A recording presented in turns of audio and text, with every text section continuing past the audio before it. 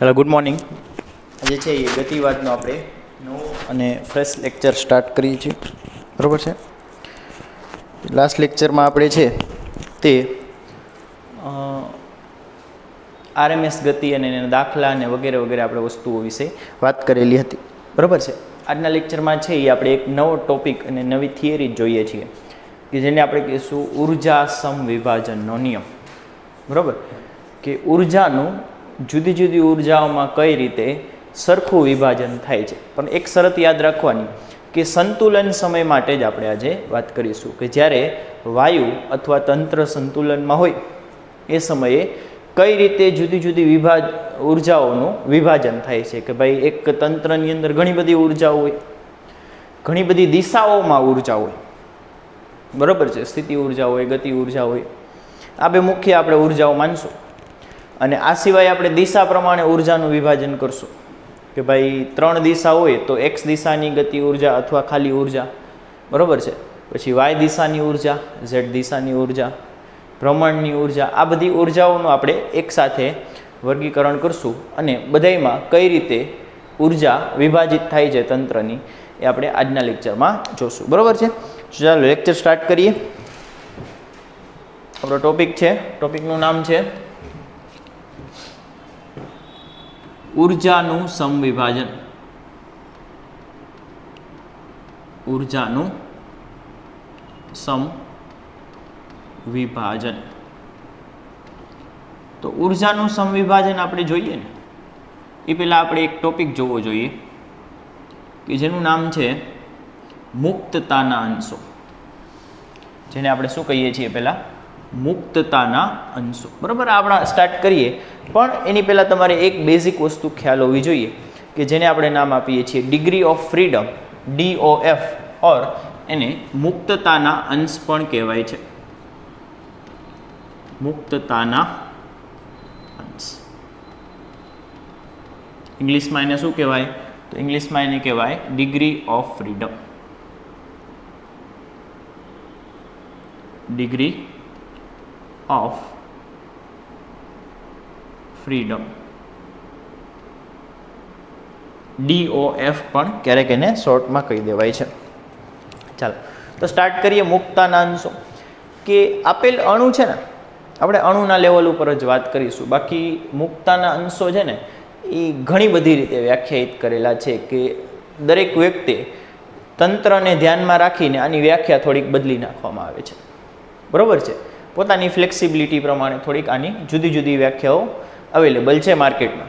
બરાબર. આપણી માટે કામની કઈ છે તો અહીં હું બોલું છું કે એક અણુ છે ને, એક અણુ એ કેટલી દિશામાં ગતિ કરી શકે અથવા કેટલી પ્રકારની ગતિઓ દર્શાવી શકે એને એના મુક્તતાના અંશો કહેવાય છે. ફરીથી કે કોઈ એક અણુ છે એ કેટલા પ્રકારની ગતિઓ દર્શાવી શકે. જેટલા પ્રકારની ગતિઓ દર્શાવશે ને એટલી જ એની પાસે ગતિ ઉર્જાઓ હશે. કે એક્સ, વાય, ઝેડ 3 દિશામાં ગતિઓ દર્શાવે છે તો એની પાસે ત્રણેય દિશામાં કંઈક ગતિ ઉર્જા હશે. કે એક્સ દિશામાં ગતિ ઉર્જા હશે, વાય દિશામાં ગતિ ઉર્જા હશે અને ઝેડ દિશામાં પણ ગતિ ઉર્જા હશે. તો એક્ઝામ્પલ આપું છું કે એક કણ છે તે કેટલી પ્રકારની ગતિ ઉર્જાઓ અથવા ગતિઓ ધરાવી શકે તેને તેની મુક્તતાના અંશો કહેવાય છે. બરાબર છે. સમજાઈ ગયું? ચાલો વ્યાખ્યા લખીએ કે આપેલ કણ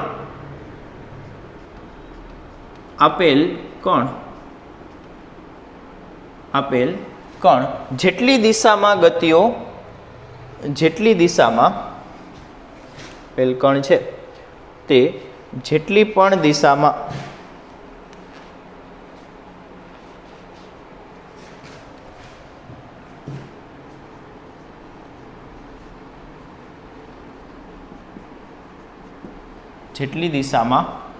સ્વતંત્ર રીતે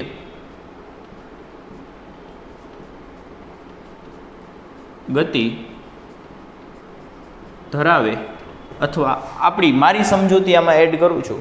બરાબર. કારણ કે આગળ જઈને કામ આવશે. ગતિ અથવા તો ગતિ ઉર્જા પણ ધરાવતો હોય તો પણ ચાલે. બરાબર છે કે જેટલી પ્રકારની ગતિ અથવા તો જેટલી પ્રકારની ગતિ ઉર્જાઓ ધરાવતું હોય, ધારો કે 5 પ્રકારની ગતિ ઉર્જાઓ ધરાવતું હોય, x દિશાની ગતિ ઉર્જા, y દિશાની ગતિ ઉર્જા, z દિશાની ગતિ ઉર્જા, તો એમ પણ આપણે વ્યાખ્યાયિત કરી શકશું. તો સ્વતંત્ર જેટલી ગતિઓ ધરાવતું હોય, સ્વતંત્ર જેટલી ગતિ ધરાવતો હોય, અથવા આપણે આપણા સમજૂતી માટે શું યાદ રાખશું, જેટલી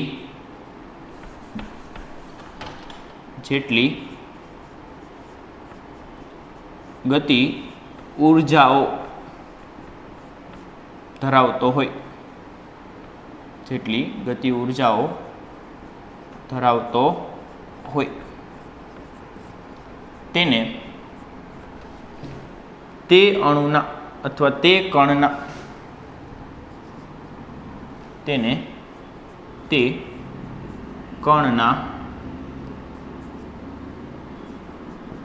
મુક્તતાના અંશો કહે છે. મુક્તતાના અંશ કહે છે. ફરીથી કે એક કણ છે એ 5 પ્રકારની ગતિ ઉર્જાઓ ધરાવે છે, એક્સ વાય ઝેડ, આજે બીજી 2 એક હશે ભ્રમણને લગતી, બરાબર. તો એના મુક્તતાના અંશ કેટલા થશે? 5 થશે. કા પછી તમે બીજી રીતે વિચાર કરી શકો કે એ કેટલી પ્રકારની ગતિઓ ધરાવે છે. તો એક્સ દિશામાં ગતિ, વાય દિશામાં ગતિ, ઝેડ દિશામાં ગતિ અને 2 પ્રકારની ભ્રમણ ગતિઓ ધરાવતું હોય તો પણ એની મુક્તતાના અંશો કેટલા થશે? તો 5 થશે, બરાબર છે. તો આ આપણે આજે આની ઉપર આપણે ડિટેલ ડિસ્કશન કરીશું, બરાબર છે. અત્યારે ખાલી આપણે એની વ્યાખ્યા જ દર્શાવીએ છીએ. ચાલો હવે આપણે આજનો ટોપિક શરૂ કરીએ કે જેનું નામ છે, શું નામ છે? એ છે ઉર્જાનું સમવિભાજન, બરાબર. ઉર્જાનું સમવિભાજન. તો એની માટે આપણે વિચારીએ કે ધારો કે કોઈ એક કણ એક્સ, વાય અને ઝેડ એમ 3 દિશામાં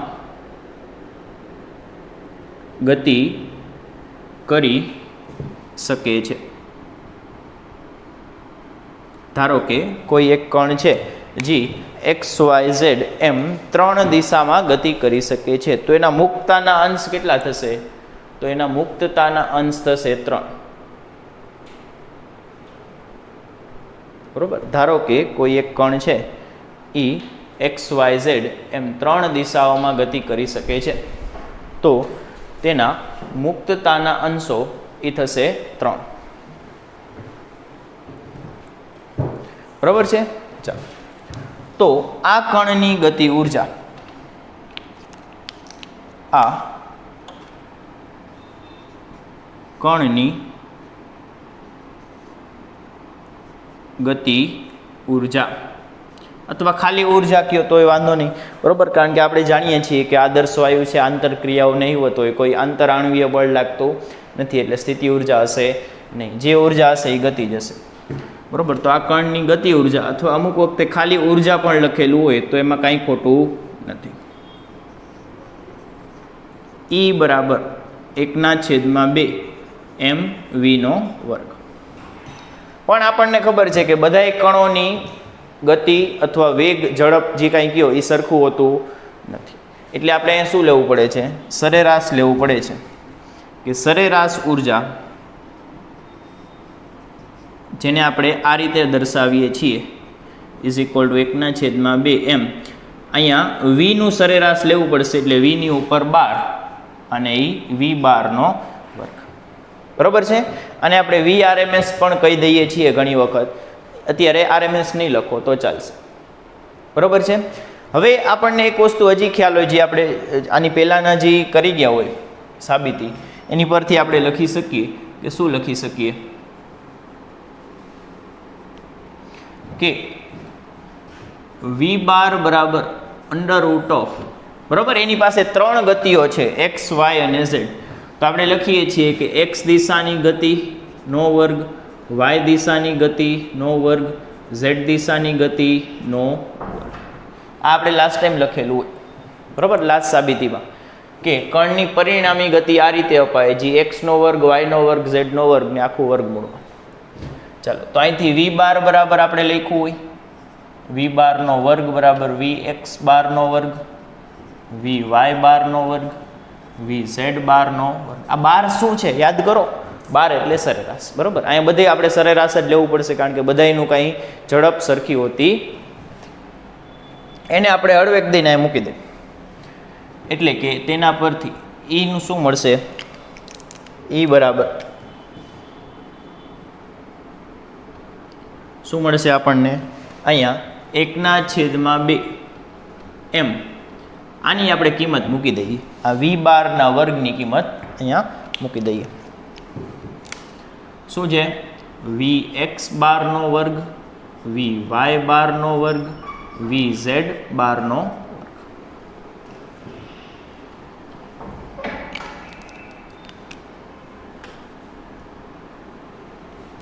ચાલો હવે હાફ એમને અંદર ગુણતા જઈએ તો શું મળશે આપણને, ઇઝ ઇક્વલ ટુ 1/2 એમ અંદર ગુણો એટલે વી એક્સનો વર્ગ 1/2 એમ અંદર ગુણો એટલે વી વાય બારનો વર્ગ વત્તા 1/2 એમ વી ઝેડ બારનો વર્ગ. આ મળે. આ શું મળ્યું આપણને, સરેરાશ ગતિ ઉર્જા E. હવે સરેરાશ ગતિ ઉર્જાનું સૂત્ર તો આપણને ખબર છે, એક કણ માટે વાત થાય છે. બરોબર, અહીંયા એક જ કણની અત્યારે આપણે વાત ચલાવી રહ્યા છીએ. બરોબર, ઘણા બધા કણની વાત કરતા એક જ કણ માટે આપણે અત્યારે પ્રસ્તાવ મૂક્યો છે, જોઈ મેળ પડે તો. બરોબર, તો આ એક કણની સરેરાશ ગતિ ઉર્જા એનું સૂત્ર તો આપણને ખબર હોય કે આપણે જાણતા હોઈએ. શું જાણતા હોઈએ કે હવે E બરાબર 3/2 kBT થાય. આ તો આપણને ખબર હોય. n કણની કહીએ તો ગુણ્યા n કરી દેવાનું. તો અહીંયા આપણે કિંમત લખીએ, શું આવશે, 3/2 kBT ઇઝ ઇક્વલ ટુ 1/2 એમ વી એક્સનો વર્ગ વત્તા 1/2 એમ બાર લખેલું જ છે અને 1/2 એમ વી ઝેડનો વર્ગ. બરોબર છે. હજી ખાસ યાદ રાખજો, આ -2 ઘાત નથી, ઉપર 12 કરેલો છે. તમારી જાતને ભ્રમિત થતા બચાવજો. ચાલો વાંધો. હવે તમે જુઓ કે ઉર્જા સમવિભાજનનો નિયમ એવું કહે છે, હમણાં નિયમ તો હું હમણાં લખાવી દઉં, પણ પહેલાં નિયમ કેવા શું માગે છે. બરોબર, લખી તો આપણે હમણાં આમ સ્પીડમાં લખી નાખશું, પણ પહેલાં કેવા શું માગે છે કે ઉર્જા સરખી વિભાજિત થાય, બીજું કાંઈ નિયમ કહેતો નથી. સંતુલન સમયે ઉર્જા બધી જ દિશાઓમાં બધી જ ગતિઓમાં સમવિભાજિત થાય, સરખી રીતે વિભાજિત થાય. બરોબર છે. એટલે હવે આમાં તો આપણને જૂનું ખબર જ છે કે કણનું છે ને એક્સ દિશાનો વેગ, વાય દિશાનો વેગ, ઝેડ દિશાનો વેગ સરખા હોય. આપણે લીધું કે કણની જેટલી સંભાવના એક્સ દિશામાં જવાની છે એટલી જ વાય દિશામાં જવાની છે અને એટલી જ ઝેડ દિશામાં જવાની છે. અને હરેક વખતે કણ છે તે સમાન ઝડપથી આગળ વધશે, ભલે એ એક્સમાં જતો હોય, વાયમાં જતો હોય કે ઝેડમાં જતો હોય. બરોબર છે. આપણે વાત કરેલી હતી કે વાયુના કણ એ ગાંડા હોય, જે બાજુ જશે એ સરખી સ્પીડથી જ જશે, એને કોઈ ખબર પડશે નહીં. એટલે જ આપણે લાસ્ટ લખેલું હતું કે હવે આપણે જાણતા હોઈએ કે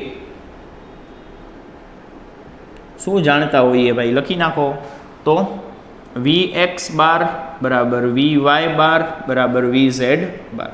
એ ત્રણેય દિશાની ઝડપ સરેરાશો પણ કેવી હોય, સરખી. બસ, તો આ ત્રણેય ઉર્જા પણ સરખી જ હોય ને, સમજાઈ ગયું કે નહીં?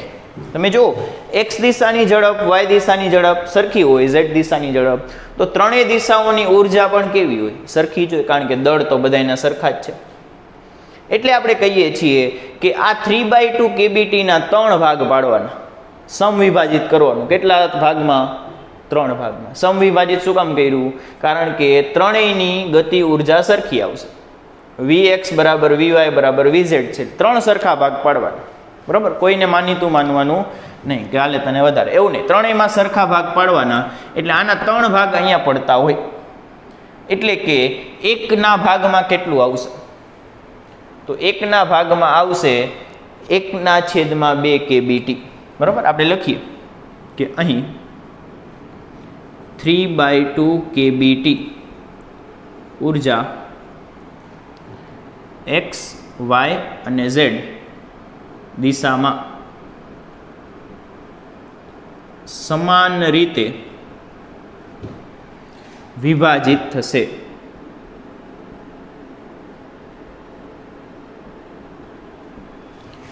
એટલે કે x દિશાની ઉર્જા, એટલે કે x દિશામાં ગતિ ઉર્જા બરાબર 1/2 kBt.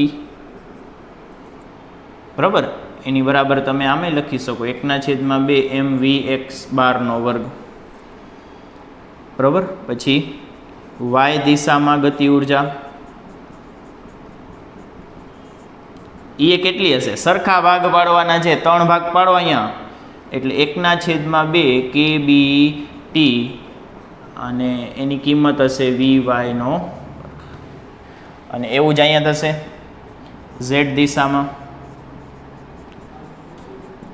ગતિ ઉર્જા બરાબર 1/2 kBt બરાબર 1/2 mvz². બરાબર છે. ચાલો, તો આની ઉપરથી આપણે નિયમ બનાવ્યો કે કોઈ પણ દિશાની ગતિ ઉર્જા હોય એના ભાગમાં કેટલું આવશે? તો 1/2 kBt. ફરીથી કે ગમે તે ગતિ ઉર્જા હોય, x દિશાની હોય, y દિશાની હોય, z દિશાની હોય, એના ભાગમાં કેટલી આવશે? 1/2 kBt.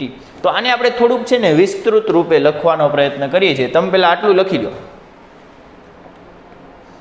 બરાબર છે, અહીં સુધી થઈ ગયું તમારે? લખી નાખો. ચાલો, હવે આપણે છે ને સમવિભાજનનો નિયમ લખવા જઈએ છીએ કે ભાઈ આ સમવિભાજનનો નિયમ છે શું?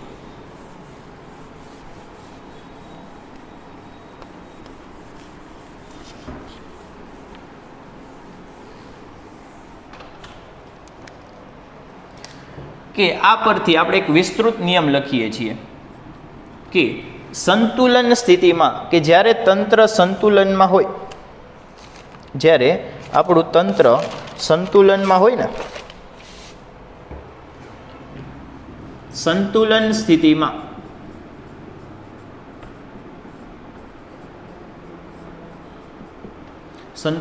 સ્થિતિમાં દરેક પ્રકાર માટે દરેક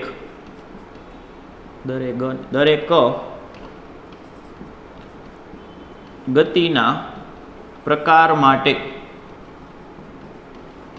ઉર્જા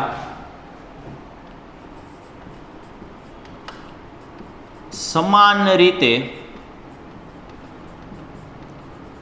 વિભાજિત થાય છે અને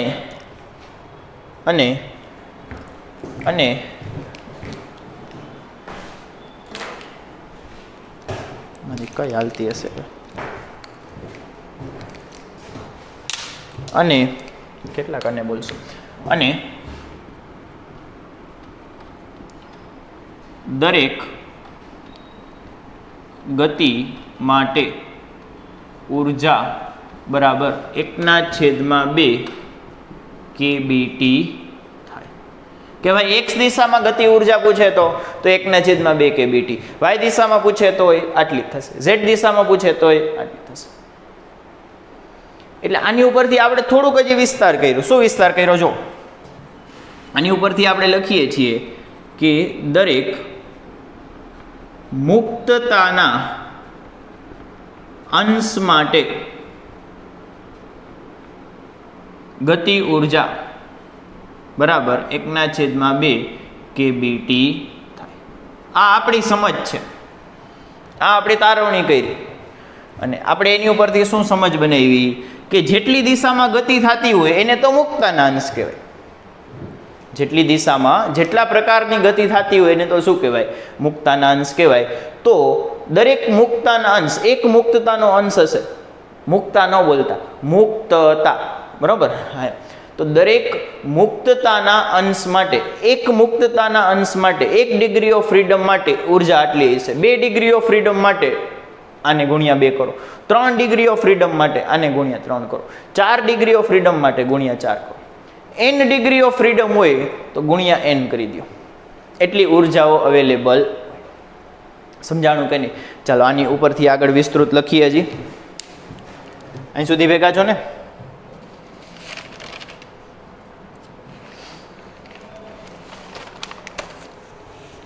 ભૂસી નાખું, મારે ઓલી બાજુ લખવું છે હવે.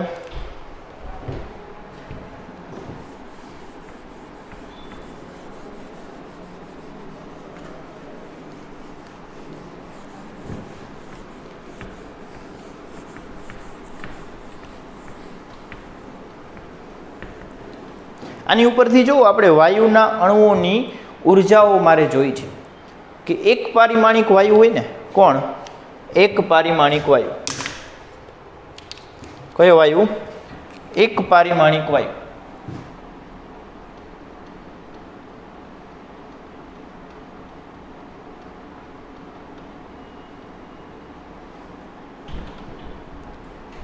એનો એક અણુ વિચારો. તો અહીંયા એક પારિમાણિક વાયુનો અણુ પડ્યો છે. એની શક્ય ગતિઓ કેટલી થશે? તો એ x દિશામાં જઈ શકે, વાયમાં જઈ શકે, કે તમારી તરફ આવી શકે, ઝેડમાં જઈ શકે. શક્ય 3 દિશાઓ છે, બરોબર છે. એટલે એના મુક્તતાના અંશ કેટલા થાય? તો 3 થાય. એ જ આપણે લખીએ છીએ. હમણાં દ્વિપારિમાણિકમાં છે ને, તમને આનો વધારે ડિટેલમાં અર્થ સમજાશે કે આ એક પારિમાણિક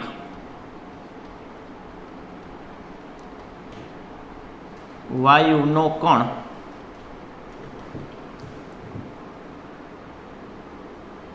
ત્રણ દિશામાં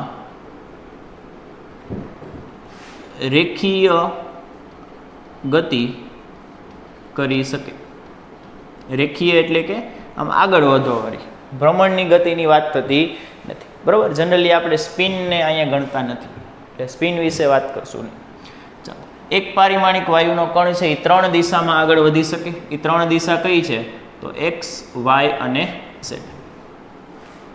એટલે કે તેના મુક્તતાના અંશ, બરાબર. હું તો DOF જ પ્રિફર કરું છું, ડિગ્રી ઓફ ફ્રીડમ. કેટલા થશે? 3 થાય, બરાબર. તેથી તેની ઉર્જા, બરાબર, એક મુક્તતાનો અંશ હોય તો ઉર્જા કેટલી હોય? તો 1/2 kBT. એવા આપણી પાસે કેટલા છે?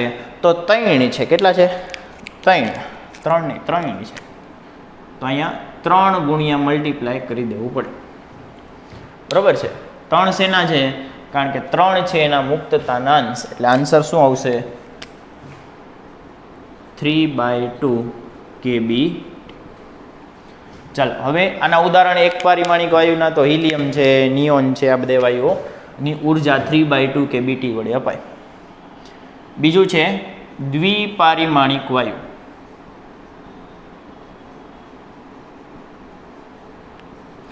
આની શક્ય ગતિઓ કેટલી થશે? તો ઓલી 3 તો છે કે ભાઈ એક્સ, વાય, ઝેડ તો હોય જ, બરાબર છે. સપોઝ કે આ આપણો દ્વિપારિમાણિક કણ છે, અહીંયા છે આપણો દ્વિપારિમાણિક કણ, બરાબર. એક અણુ અહીંયા છે ને એક અણુ અહીંયા છે. આ બે જોડાયેલા હોય તો દ્વિપારિમાણિક હોય. એક અણુની વાત કરીએ છીએ, એની અંદર 2 પરમાણુ હોય, બરાબર, અને 2 કંઈક વસ્તુથી બંધથી જોડાયેલા હોય. આ એક અણુ થઈ ગયું. હવે આ દ્વિપારિમાણિક અણુ છે, એની શક્ય ગતિઓ તો એક્સ દિશામાં ગતિ, વાય દિશામાં ગતિ, તમારી તરફ આવશે ઝેડ દિશામાં ગતિ. આ 3 તો ફિક્સ છે, વાંધો નહીં. પછી 2 ભ્રમણ ગતિઓ દર્શાવતું હોય. એકની સાપેક્ષે બીજાની ગતિ તમારે વિચારવાની. એકને પકડી રાખવાનો, બીજાને ફેરવાનો, બરોબર છે. આ એક પ્રકારની ગતિ થશે. અને બીજી આ રીતે લંબ સમતલમાં ગતિ થશે. હમણાં આકૃતિ દોરીને બતાવીશ કે બરોબર કે એક આ પ્રકારની ગતિ થશે. એકની સાપેક્ષે બીજાને જોવો તોય વાંધો નહીં, બેયને ફેરવો તોય વાંધો નહીં, બરોબર. આપણે ખાલી ગતિની પ્રકાર જોવા છે અહીંયા. એક આ ગતિ થશે, આમ ફરે છે, આમ, અને બીજી આમ ફરશે, લંબ સમતલ. તો આ 2 પ્રકારની ચક્રીય ગતિ તે દર્શાવતું હોય છે. ફરીથી કે તે 3 રેખીય અને 2 ચક્રીય, ચક્રીય એટલે કે ફરવાની, રોટેશન કહી શકો તમે એને, ગતિ ધરાવી શકે. એક્ઝામ્પલ આપું તો 3 તો રેખીય થઈ ગઈ, 3 રેખીય કઈ એક્સ વાય અને ઝેડ. હાલો 3 તો ફિક્સ થઈ ગયા, બરાબર, 3 માર્ક્સ તો આવશે. પછી 2 ભ્રમણ ગતિ. ભ્રમણ ગતિને કેમ બતાવવું? તો ભ્રમણ ગતિને આપણે ટેક્સ્ટ બુકમાં તમે જુઓ ને તો વ્યવસ્થિત આકૃતિ આપેલી છે, એ જ આકૃતિથી આપણે અહીંયા દર્શાવી દઈશું કે આ એક અણુ, એની સાથે આ બંધથી જોડાયેલો છે આ બીજો અણુ, અને ધારો કે આ એના ભ્રમણની અક્ષ છે, આ એના ભ્રમણની અક્ષ છે, એટલે આ વચ્ચેથી અક્ષ કાઢી છે, આ એક અણુ, આ બીજો અણુ ને આ વચ્ચેથી અક્ષ છે. હવે આને ફેરવો, આ રીતે ભ્રમણ કરશે, બરાબર છે, તો ભ્રમણ આ રીતે થશે, આ ભાઈ આમ જશે, આ આમ જશે, બરાબર છે. આ એક ચક્રીય ગતિ થશે, અને બીજી તમે આ રીતે બતાવી શકો. આમ જ પાછું દોરું છું, આ એક કણ, એની સાથે બંધથી જોડાયેલો બીજો કણ, અને હવે અક્ષને છે ને આપણે આમ રાખીએ છીએ. અક્ષ પહેલાં આમ ઊભી રાખી હતી, હવે અક્ષને આમ રાખીએ છીએ, તો ભ્રમણ આમ કરી શકશે. ફરીથી અક્ષને હવે આપણે આમ રાખીએ છીએ, પહેલાં અક્ષ આમ હતી, આ ઊભી અક્ષ હતી, હવે અક્ષને આમ આડી કરી નાખી તમારી તરફ, તો ભ્રમણ આ રીતે થઈ શકે.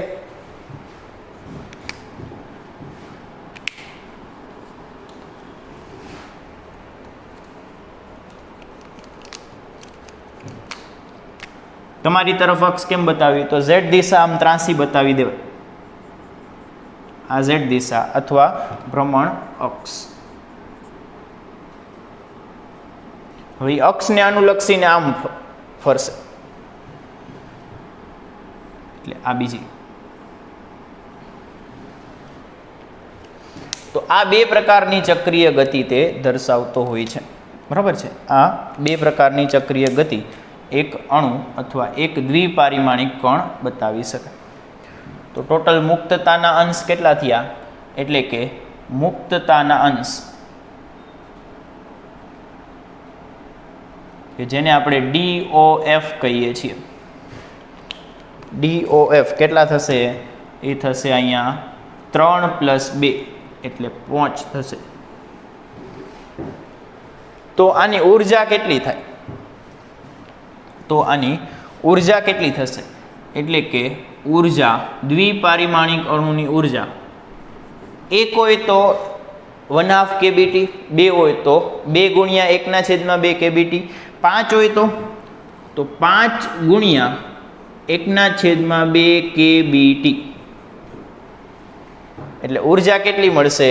તો ઉર્જા E બરાબર મને મળશે 5/2 kBt. આ દ્વિપારિમાણિક અણુની ઉર્જા થશે.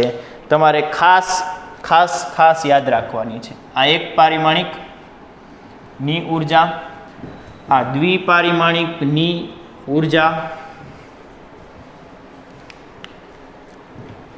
ચાલો હવે દ્વિપારિમાણિકમાં હજી એક પ્રકાર આવે છે. દ્વિપારિમાણિકમાં આપણે હજી એક પ્રકાર એડ કરીશું.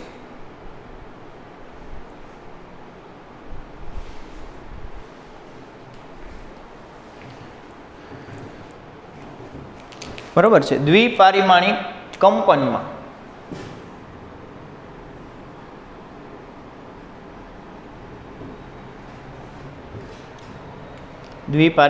આપણે હજી એક પ્રકાર એડ કરીશું, બરાબર છે, કે જેમાં વાયુના અણુઓ છે ને એ તમે યાદ કરો કે આ રીતે કંપન પણ બતાવી શકે. એક્ઝામ્પલ આપું છું કે આ દ્વિપારિમાણિક વાયુના અણુઓ, હવે અણુઓ છે ને એ કંપન દર્શાવતા હોય છે. શું દર્શાવતા હોય? કંપન દર્શાવતા હોય. આ બંધને કારણે, દ્વિપારિમાણિક અણુમાં રહેલા બંધને કારણે તે શું દર્શાવતા હોય છે? કંપન દર્શાવતા હોય છે. કંપન દર્શાવતા હોય એટલે સરળ આવર્ત ગતિ દર્શાવતા હોય છે કે આ રીતે સરળ આવર્ત ગતિ દર્શાવતા હોય છે કે આ બે અણુઓ હોય ને એ આ રીતે વાઇબ્રેટ થતા હોય. કઈ રીતે? આમ વાઇબ્રેટ થતા. આ બંધ છે બરાબર, આ એક અણુ છે, આ બીજો અણુ છે.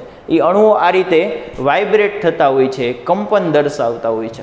તો જો એ કંપન ગણવામાં આવે તો એક કંપનમાં બે મુક્તતાના અંશ હોય. આ તમારે યાદ રાખવાનું છે. એક કંપનમાં કેટલા મુક્તતાના અંશ હોય? બે. બે કઈ રીતે? તો મુક્તતાના અંશની વ્યાખ્યા તમે યાદ કરો. મેં એમાં કીધું હોય કે કેટલી પ્રકારની ગતિ દર્શાવી શકે અથવા કેટલી પ્રકારની ઉર્જાઓ ધરાવી શકે, કેટલી પ્રકારની ઉર્જાઓ ધરાવી શકે એની ઉપરથી પણ તમે મુક્તતાના અંશ આપી શકો. તો એ 5 પ્રકારની ઉર્જાઓ ધરાવતું હોય તો ત્યાં 5 મુક્તતાના અંશ આવી જાય. તો કંપન માટે આપણે આમ યાદ રાખીએ છીએ કે કંપન એટલે કે સરળ આવર્ત ગતિ. સરળ આવર્ત ગતિમાં આપણે ભણી ગયા હોય કે સ્થિતિ ને ગતિ 2 પ્રકારની ઉર્જાઓ આવે. બરાબર, આ હું એક્સ્ટ્રા સમજૂતી માટે જ કહું છું. કંપનમાં 2 પ્રકારની ઉર્જાઓ આવે, સ્થિતિ ઉર્જા અને ગતિ ઉર્જા. કે છેડાના બિંદુઓ ઉપર સ્થિતિ ઉર્જા મહત્તમ હોય, મધ્યમાન સ્થાન ઉપર સ્થિતિ ઉર્જા 0 હોય, ગતિ ઉર્જા મહત્તમ હોય. આવું બધું આપણે જોઈ ગયા છે. તો કંપન એટલે કે સરળ આવર્ત ગતિ, તેમાં 2 ઉર્જાઓ આવેલી હોય છે, સ્થિતિ અને ગતિ. એટલે કંપન માટે મુક્તતાના અંશ 2 લેવામાં આવે છે. ઘણી બધી રેફરન્સ બુકમાં એને 1 લીધેલા છે, પણ આપણે એને 2 માનીને ચાલશું. બરોબર, કારણ કે ટેક્સ્ટ બુક એવું કહે છે, હું નથી કહેતો ભાઈ. તો આપણે લખીએ છીએ દ્વિપારિમાણિક અણુ. દ્વિપારિમાણિક અણુ, પણ આ વખતે કંપન ગણીશું. આ વખતે કંપન ગણીશું. જ્યારે તમે કંપન ન ગણો ને, જ્યારે તમે કંપન ન ગણો ને ત્યારે અણુને કહેવાય રિજિડ રોટર. ત્યારે અણુને શું નામ અપાય? Rigid rotor. રિજિડનો અર્થ થાય દ્રઢ.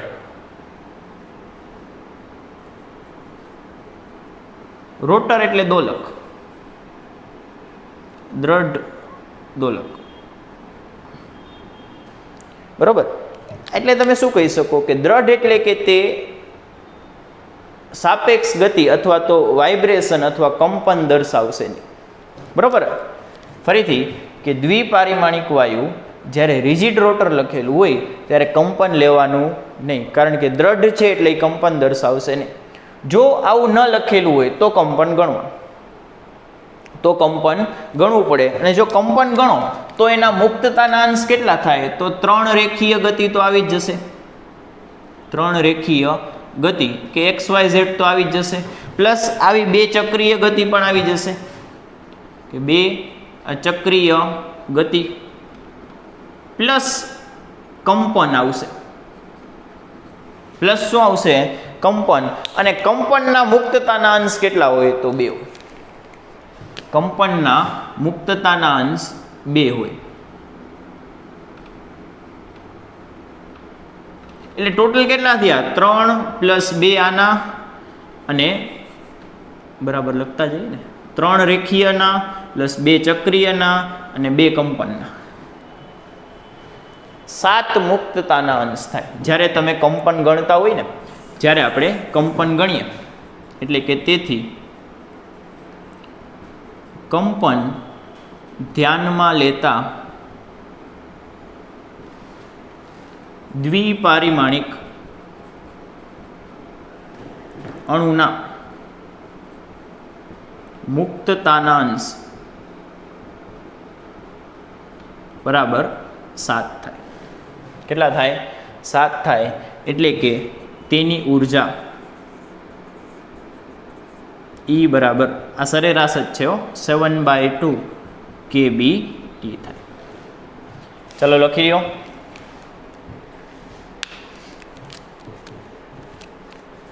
ફરીથી કે એક મુક્તતાના અંશ સાથે 1/2 kBT. હવે એક પારિમાણિક અણુ હોય એ 3 પ્રકારની અથવા 3 દિશામાં ગતિ કરી શકે, એટલે 3/2 kBT. દ્વિપારિમાણિક અણુ છે એ 3 રેખીય પ્લસ 2 ચક્રીય, એટલે મુક્તતાના અંશ 5 થશે, એટલે 5/2 kBT. પછી વિથ કંપન ગણો, એટલે કે રિજિડ ન હોય એવું. રિજિડ હોય તો કંપન નહીં ગણવાનું. જો રિજિડ ન હોય, દ્રઢ ન હોય તો કંપન ગણવાનું, અને કંપનને કેટલું આપવાનું? 2 મુક્તતાના અંશ આપવાના. બરાબર છે. આ હું સાઈડમાં નોંધ સ્વરૂપે લખી દઉં અહીં સાઈડમાં કે કંપન એટલે કે ગતિ ઉર્જા પ્લસ સ્થિતિ ઉર્જા એટલે કે મુક્તતાના અંશ બરાબર 2 થાય. એટલે કંપન સાથે સંકળાયેલી ઉર્જા, કંપન સાથે સંકળાયેલી ઉર્જા બરાબર 2 ગુણ્યા 1/2 kBT એટલે કે ખાલી kBT થાય. એટલે કંપન સાથે તમારે ઉર્જા સંકળાયેલી જોવી હોય ને તો ખાલી કેટલી થાય? kBT. લખી લો. ચાલો હજી એક છેલ્લું બાકી છે, બહુ પરમાણુય. બરાબર કે એક કરતાં વધુ પરમાણુ હોય એ સમયે ઉર્જા કેટલી થશે?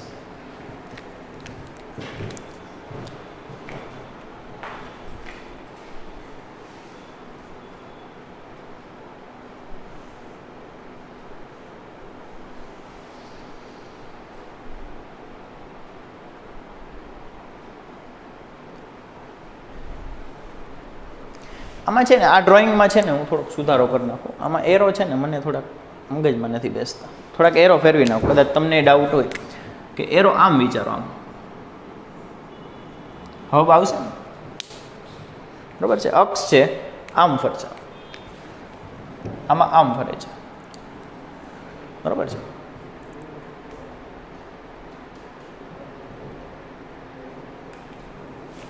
થઈ ગયું. ચાલો બહુ પરમાણુય માટે લખીએ. આ કાઢી નાખું. આનું છે ને છેલ્લે એક ટેબલ મળી જશે કે જેમાં બધાયનું આવી જશે. બરાબર. તો આપણું હવે છે બહુ પરમાણુય અણુ. આનું એક્ઝામ્પલ મારે આપવું હોય તો ઉદાહરણ તરીકે UF6 આવું વાયુ હોય, યુરેનિયમ હેક્ઝાફ્લોરાઇડ. એક યુરેનિયમ ભેગા 6 ફ્લોરિન હોય તો બહુ પરમાણુય થયું ને. હવે આ વાયુનો અણુ કેટલી DOF ધરાવે? તો આની DOF સીધી આપણે યાદ રાખવાની છે, આની ગણવા ન બેસાય. બરાબર, નકર અઘરું પડી જાય. એટલે બહુ પરમાણુય વાયુ માટે, બહુ પરમાણુય વાયુ માટે સીધું હું લખાવું છું કે 3 રેખીય પ્લસ 3 ચક્રીય. 2 ચક્રીય નહીં, ચક્રીય કેટલી આવશે? 3 ચક્રીય. અને કંપન તો કહી જ ન શકો. કંપન તો આમાં અઘરું પડી જાય. કંપન આપણે કહી શકતા નથી, એટલે આપણે કંપનમાં આપી દઈએ છીએ કે અમુક સંખ્યાના કંપન. એ અમુક સંખ્યાને આપણે શું ધારી લેશું? એને આપણે F ધારી લેશું. એટલે ટોટલ એના મુક્તતાના અંશ કેટલા થઈ જશે? તો 3 + 3 + F એટલે 6 + F થશે. F એટલે શું થશે? તો કંપનના મુક્તતાના અંશ. બરાબર, કંપનની સંખ્યા. વાંધો ચાલો લખી લ્યો.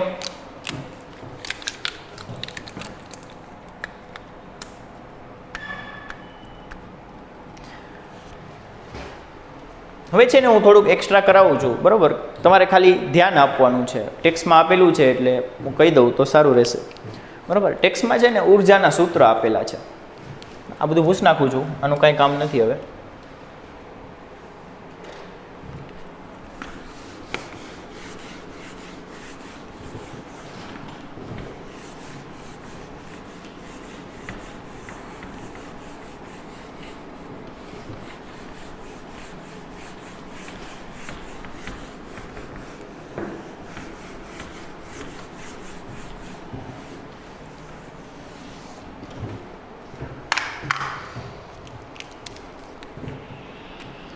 જ્યારે ટેક્સ્ટ બુક આપણે જોઈએ ને તો ઉર્જાના સૂત્ર આપેલા છે. સમીકરણ આપેલા છે, બરોબર છે, કે તમારી દિશાઓ સાથે સંકળાયેલી ઉર્જા, રેખીય ગતિ માટેની ઉર્જા, જેને ET કહેવાય, T ફોર રેખીય ગતિ, એને ટ્રાન્ઝિશન ઓર રેખીય ગતિ કહેવાય. તો આમ આવશે હાફ mvx² વત્તા હાફ mvy² વત્તા હાફ mvz². પછી ભ્રમણ ચક્રીય ગતિ સાથેની ઉર્જા, એને R થી બતાવાય રોટેશન, તો એમાં બે ઉર્જાઓ આવે. દ્વિપારિમાણિક માટે વાત કરવાની છે, બરોબર. 1/2 I1 ω1² પ્લસ 1/2 I2 ω2². બરોબર, ચક્રીયમાં બે આવી ગયા. પછી ત્રીજી આવશે કંપન. કંપનને વાઇબ્રેશન એટલે V થી બતાવાય ઇઝ ઇક્વલ ટુ, કંપનની ઉર્જાઓ બે હોય, એક ગતિ ઉર્જા હોય ને બીજી સ્થિતિ હોય. ગતિ ઉર્જા તો હાફ mv², એમાં વાંધો નહીં.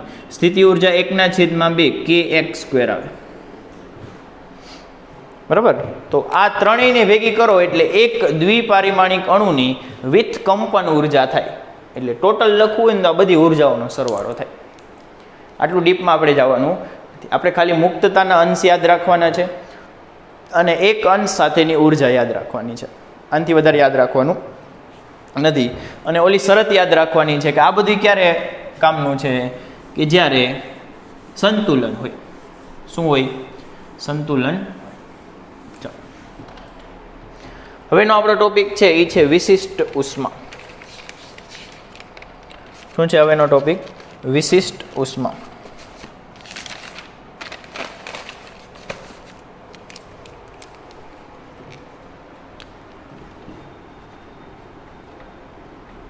વિશિષ્ટ કેમ લખવું વળી?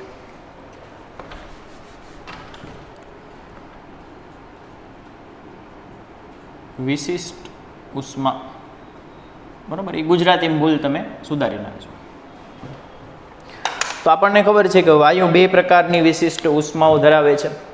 એક તો અચળ દબાણે, કે જેને આપણે CP થી કહીએ છીએ, CP વડે દર્શાવીએ છીએ. અને બીજું છે અચળ કદે, કે જેને આપણે CV વડે દર્શાવીએ છીએ. બરોબર છે, કે સ્પેસિફિક હીટ, વિશિષ્ટ ઉષ્મા, CV. બરોબર છે. ચાલો, તો આપણે આ બેની વાત કરવાની છે, CV અને CP ની વાત કરવાની છે. તો આપણને ખબર જ છે કે CV બરાબર du/dt થાય. du/dt, dt એટલે અહીં તાપમાનનો T છે, બરોબર. કે અચળ તાપ ન જાણતા હોય તો આજે જાણી લઈએ, એમાં કોઈ વાંધો નથી, બરોબર. આપણે રોજ જાણવા માટે જ આવીએ છીએ કે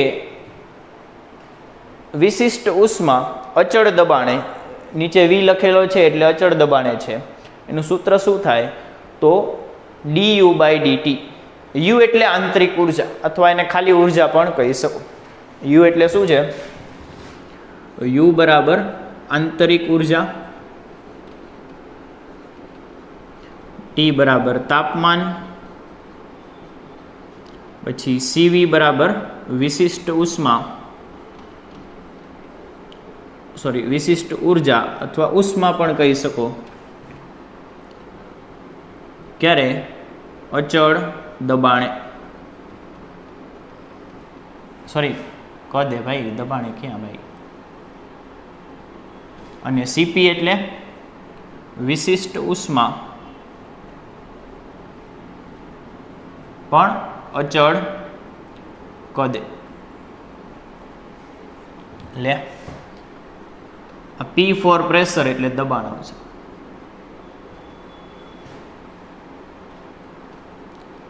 ચા હરખો પીધો નહીં હોય એવું વિચારતા હશો, એની હરખો જ પીધો છે ભાઈ, વાંધો નહીં. જો CV નું સૂત્ર આ થાય. હવે આપણે લખીએ કે એક પારિમાણિક માટે, એક પારિમાણિક વાયુ માટે એક પારિમાણિક વાયુ માટે U બરાબર E બરાબર 3/2 kBT થાય. આ તો મને ખબર છે, 3/2 kBT. તો આની માટે du/dt કેટલું થશે? du/dt વિકલન કરો આનું ટીની સાપેક્ષે, ટીની સાપેક્ષે વિકલન કરો તો 3/2 અચળ બહાર આવતા રહેશે, kb બહાર આવતો રહેશે, એટલે વધશે dt/dt. એ એક થઈ જાય. થોડુંક વધારે સારી રીતે લખું, કદાચ વિકલન તમે ભૂલી ગયા હોય, કટાઈ ગયું હોય બધું, તો આમ કહી શકો કે u બરાબર 3/2 kbt.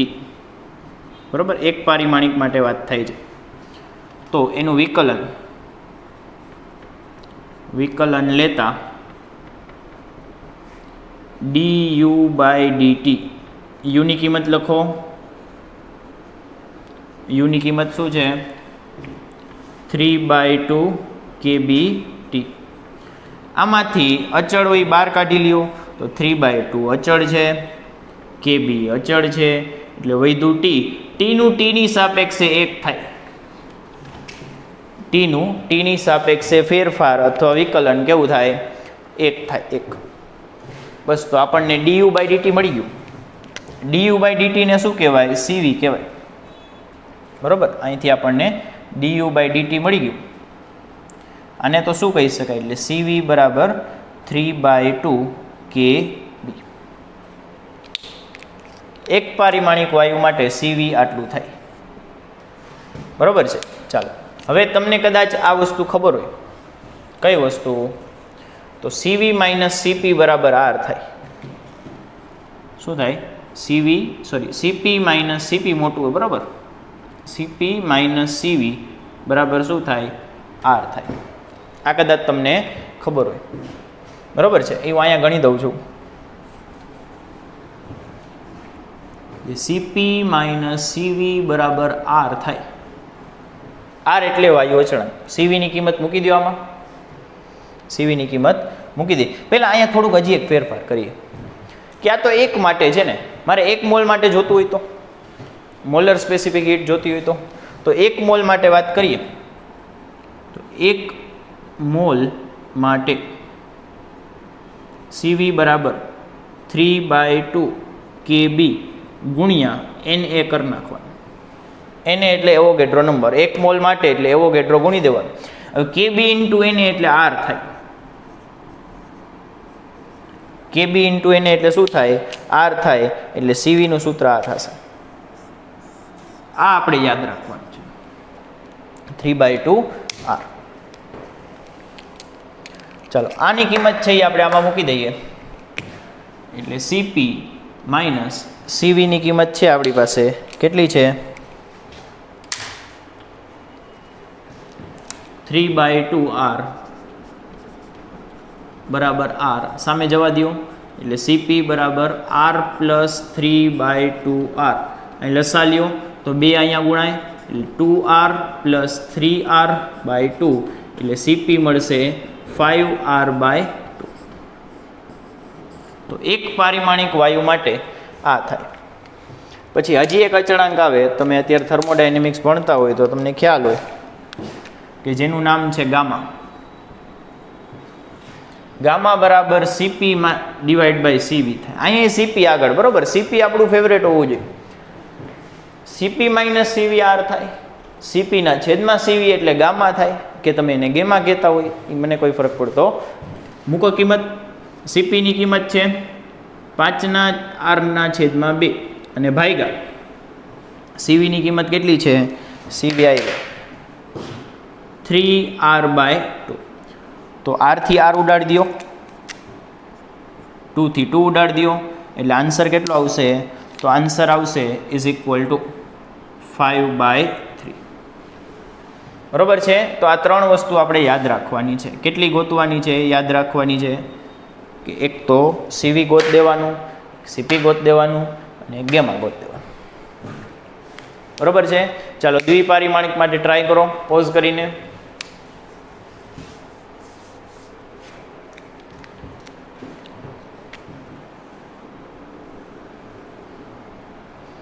હવે દ્વિપારિમાણિક વાયુ પણ કેવું લેશું?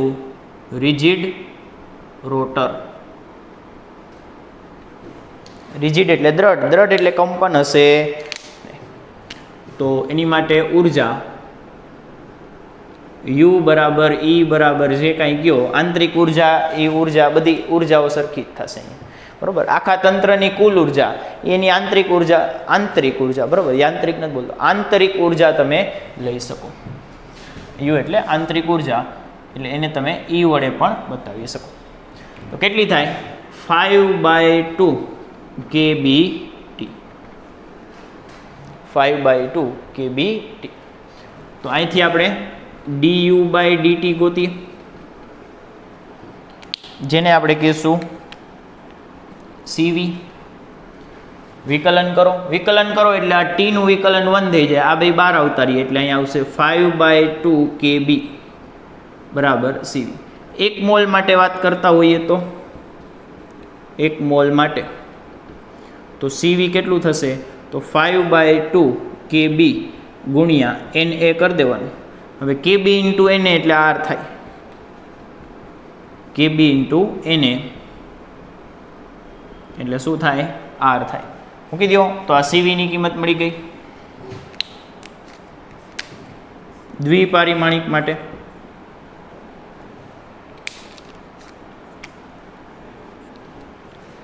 ચાલો હવે CP ગોતવું હોય તો કે CP માઇનસ CV બરાબર R થાય, એટલે CV ની કિંમત લખો 5/2 R બરાબર R થાય, એટલે CP કેટલું મળશે? તો ઓલી બાજુ જવા દો, 5/2 R પ્લસ R લસા લ્યો એટલે 2 અહીંયા ગુણાય એટલે 7R/2 આવશે. CP કેટલું આવ્યું? 7R/2. CP મળી ગયું. ગામા ગોતો, ગામા ગોતી દો. જગ્યા લગભગ અહીંયા દેખાતી નથી, એ સાઈડમાં ગોતી દો, બરોબર. આજ કેમેરો છે ને થોડોક વધારે નજીક સેટ થયો છે એટલે બોર્ડ આખું કવર થતું નથી. તો gamma is equal to CP/CV. CP કેટલું છે? તો CP છે આપણી પાસે 7R/2 અને CV છે 5R/2. R ને 2 ને બધું ઉડાડી દો, અહીંથી આ બગો ગયો, R ગયો, તો વધ્યું શું? તો 7/5 વધ્યું, એટલે ગામા બરાબર 7/5. બોક્સ કરી નાખો. આ થશે કોની માટે? દ્વિપારિમાણિક.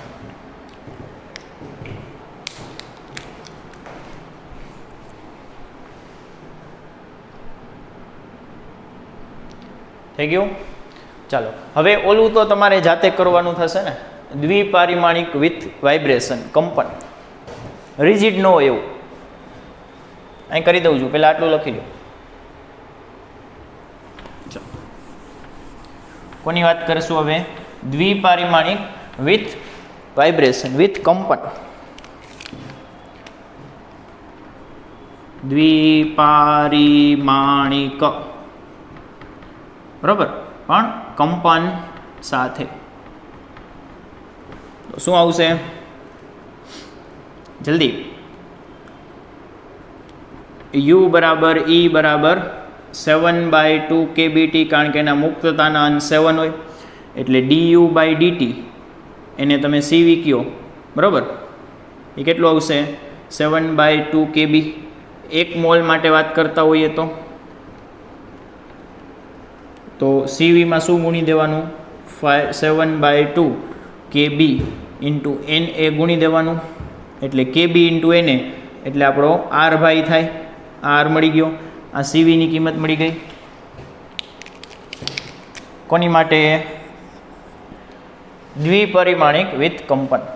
આની ઉપરથી CP ગોતો. CP ગોતશો, આમાં કિંમત લખો આવા સૂત્રમાં, એટલે CP ની કિંમત અહીંયા તમને મળશે. CP મળશે 9/2R. આ બીજું સૂત્ર. આની ઉપરથી ગામા ગોતો, તો ગામા મળશે 9/7. બરોબર છે. તમારે જનરલી હમણાં ટેબલ બનાવી દો ને એટલે કેટલું યાદ રાખવાનું હમણાં ખબર પડી જાય. લખી લ્યો. ચાલો હવે ટેબલ બનાવીએ. લખાઈ ગયું?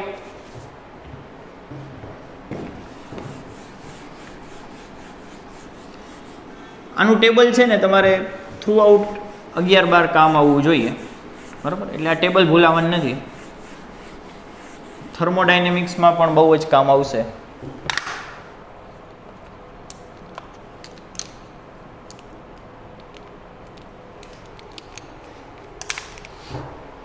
ચાલો ટેબલ બનાવીએ. પહેલાં લખીએ એક પારિમાણિક એક પરમાણવીય અણુ, પછી આવશે દ્વિપરમાણવીય, પણ બીજું કેવું હોય છે? Rigid rotor. અને ત્રીજું હોય છે ખાલી દ્વિપરમાણવીય, બરોબર. હા, એમાં કંપન આવશે, કંપન સાથે.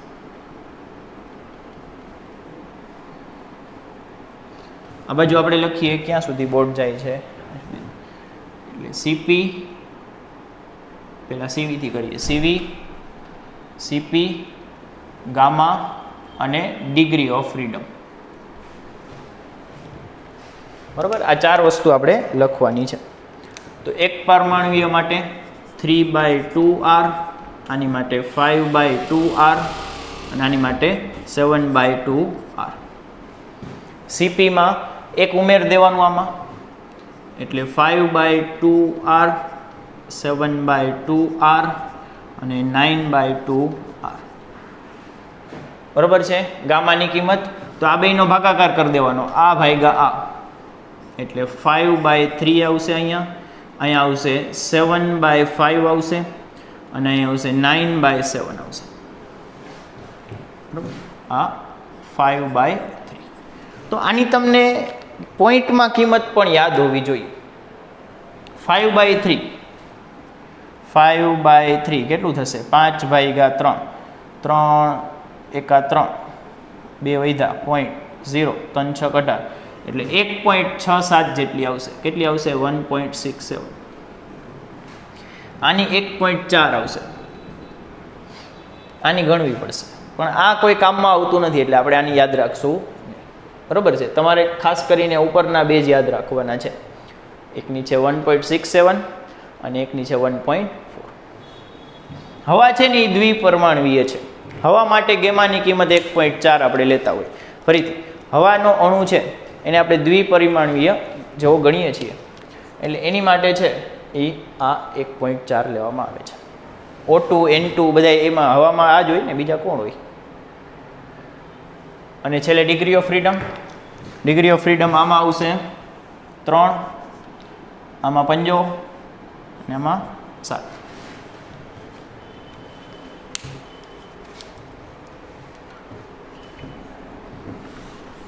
ચાલો, ટેક્સ્ટમાં છે ને એક બહુપરમાણવીય માટે પણ ગણતરી આપેલી છે, તો એ પણ આપણે સાથે સાથે કરી લઈએ, બરાબર? કે પેલા લખી લો. ચાલો,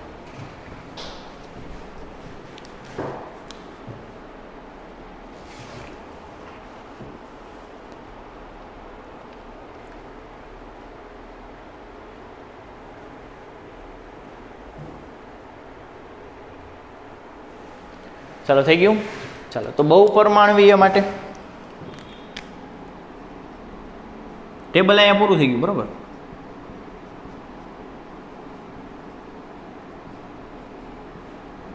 એની માટે યુ કેટલું થાય? તો પેલા ડિગ્રી ઓફ ફ્રીડમ કેટલું થાય? મુક્તતાના અંશ, એટલે 3 રેખીય પ્લસ 3 ચક્રીય ને plus F. F number of કંપન થાય છે. કેટલા કંપન થાય છે? એફ નંબર ઓફ કંપન થાય છે. તો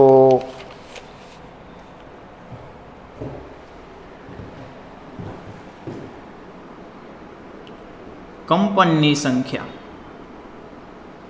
હવે એક કંપન પાસે 2 હોય એટલે અહીં 2f આવશે. ફરીથી f એટલે કંપનની સંખ્યા થાય, એટલે એક કંપન પાસે 2 હોય એટલે અહીંયા 2f આવશે, બરોબર? પહેલાં શું લખેલું હતું એકવાર ચેક કરી લેજો, બરોબર? અહીંયા મુક્તાના અંશમાં 2f કરી નાખજો, f ને. તો હવે ઉર્જા કેટલી થઈ જશે? આ ટોટલ કેટલું આવ્યું? 6 + 2f આવ્યું, એટલે ઉર્જા થઈ જશે 1/2 kBT. આ એક મુક્તતાના અંશની હોય, એને ગુણ્યા મુક્તતાના અંશ કરો એટલે 6 + 2f. બરાબર, આ પ્યોર ઇન્ફોર્મેશન માટે હશે, આનો આપણે યુઝ એટલો બધો આવશે. તો અહીંથી 2 કોમન કાઢો, 2 કોમન નીકળે અને આ 2 ને ઉડાડી દઈએ એટલે અહીં વધશે kBT ને 2 કોમન કાઢો એટલે 3 + f આવશે. આટલી એની ઉર્જા હોય. બરાબર, તો આની ઉપરથી CV ગોતવું હોય તો વિકલન કરી નાખો. વિકલન કરો એટલે T નીકળી જાય, KB × 3 + f. પછી 1 મોલ માટે વાત કરતા હોઈએ તો CV કેટલું થશે? ગુણ્યા Na કરી નાખો 3 + f, એટલે કેટલું આવશે? R × 3 + f. આ CV મળી ગયું. બરાબર, હવે CP નો વારો.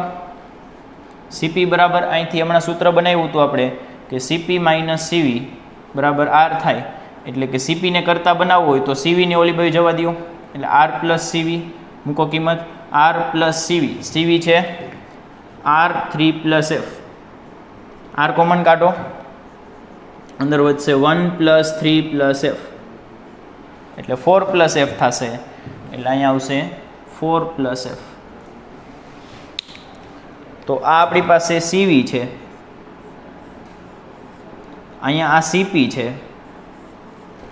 બેયનો ગુણોત્તર લ્યો. બરાબર, હજી એમાં R આવશે આગળ, R 4 + f. તો ગેમા કેટલું મળશે? ગામા બરાબર બેયનો ગુણોત્તર લઈ લ્યો.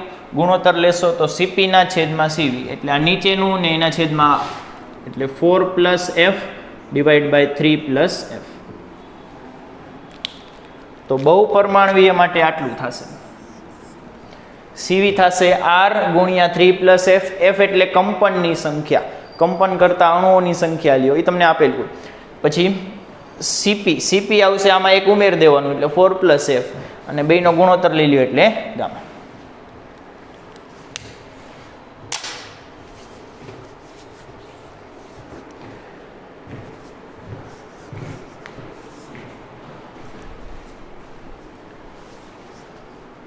ચાલો, આ સાથે જ છે તે આપણે આજનો લેક્ચર પૂરો કરીએ છીએ. બરાબર, તમારે કોઈ પણ ડાઉટ હોય તો મેસેજ કરજો. Thank you.